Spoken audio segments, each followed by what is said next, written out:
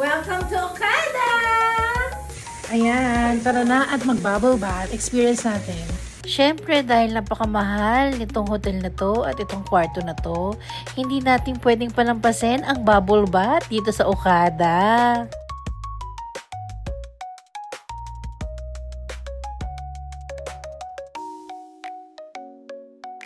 Yes.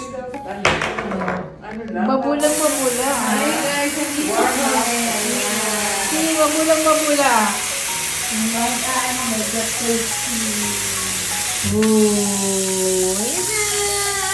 Magja-jacuzzi muna kami dito sa Okada.